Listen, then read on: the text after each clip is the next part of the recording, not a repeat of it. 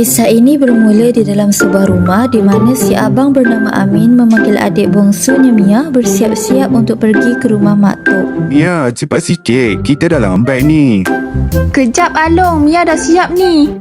Gelaran Along kebiasaannya digunakan untuk anak pertama. Panggilan ini merupakan salah satu aspek kesantunan dan menunjukkan tingkat hierarki dalam keluarga di mana Along merupakan anak yang paling tua. Penutur dialek Perlis juga menggunakan wa dan cak untuk anak pertama. Dan ada juga gelaran lain yang digunakan seperti abang, Along dan panggilan nama di negeri lain. Amin dan Mia menaiki bas menuju ke kampung Y di Perlis.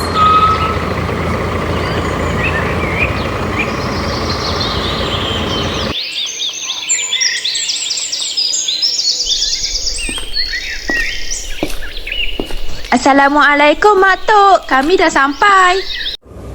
Mak Tok ialah panggilan nenek dalam keluarga. Penutur dialek negeri Perlis ramai menggunakan Mak Tok, Wan dan Opah sebagai nenek. Panggilan ini biasanya digunakan dalam keluarga dan dalam keadaan tidak formal. Panggilan ini merupakan salah satu aspek kesantunan dan menunjukkan tingkat hierarki di mana kita perlu menghormati nenek sama seperti kita menghormati atuk. Dari segi pembandingan pula, penutur dialek negeri Perlis majoritinya menggunakan panggilan Mak Tok berbeza dengan negeri lain yang biasanya menggunakan Tok Wan, Mok atau Opah sebagai nenek. Waalaikumsalam. Alhamdulillah, hampa dah sampai dengan selamat. Dekat masuk, Mak Tok ada buat pulut kuning ni. Hampa merupakan kata ganti nama diri kedua. Hampa membawa kepada maksud kamu. Panggilan ini biasanya digunakan dalam keadaan bukan formal. Penggunaan hampa bukanlah kata ganti nama yang menunjukkan kesantunan, tetapi penggunaan hampar ini biasanya digunakan dengan orang yang rapat sahaja. Tetapi ada sesetengah orang tidak boleh menerima kata ganti nama diri ini. Perbandingan hampar dengan bahasa standard biasanya menggunakan kamu. Dialek Kelantan menggunakan demo, Terengganu menggunakan mu, Sarawak menggunakan kita. Selain itu, hang juga sering digunakan oleh penutur dialek negeri ini. Wah, sedapnya pulut kuning. Dah lama Along tak rasai tangan Mak Tok. Along, kenapa Mak Tok hampa dengan kita? Bukan hampa kecewa. Hampa dalam dialek Perlis maksudnya dia, kamu atau mereka semua. Oh.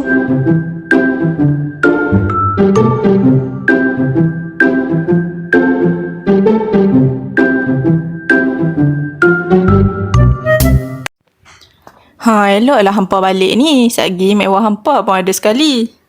Mek Wah? Siapa tu Mak Tok? Lupa pula Mak Tok. Hampa tak pernah jumpa dia kan? Dia anak sulung Mak Tok. Mak saudara sulung hampa. Paling tua lah kiranya. Nama dia Ain. Tapi selalu panggil mek wah sebab dia anak sulung. Mekwa merupakan gelaran untuk anak pertama yang jarang digunakan. Mekwa merujuk kepada anak sulung dan biasanya digunakan oleh penutur dialek negeri Perlis. Panggilan ini menunjukkan kedudukan Mekwa dalam silsilah keluarga sebagai anak sulung dan mak saudara sulung.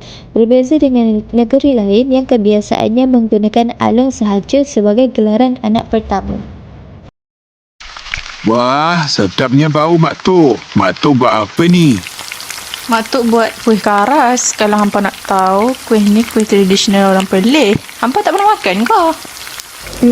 Tak pernah Mak Tok. Tapi rupa dia macam roti jadul lah Mak Tok. Acuan dia ni sama je macam roti jala. Tapi cara masak dia yang berbeza.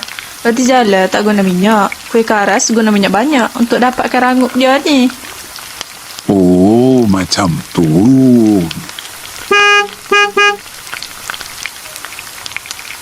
Dah sampai dah pun mek wah hampa. Pi tengok Sat.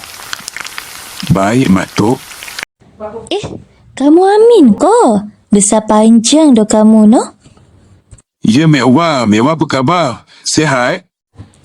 Alhamdulillah sihat. Kamu pula siapa? Saya Mia Mek Wah, adik kepada Amin. Lah Mia ko, dah besar kamu yo, cantik, manis. Amin, Mia. Mai sini tengok cara buat kuih karas ni. Kuih ni kuih kesukaan Tok Wan hampa. Rugi kalau hang tak belajar ni. Baik Mak Tok. Tok Wan merupakan gelaran bagi atuk. Gelaran ini biasanya digunakan dalam keluarga sahaja dan dalam situasi tidak formal. Panggilan ini menunjukkan kesantunan dan tanda kita perlu menghormatinya. Penggunaan Tok Wan dalam dialek Perlis ini menunjukkan perbezaan yang unik kerana menurut negeri lain, Tok Wan biasanya digunakan untuk nenek.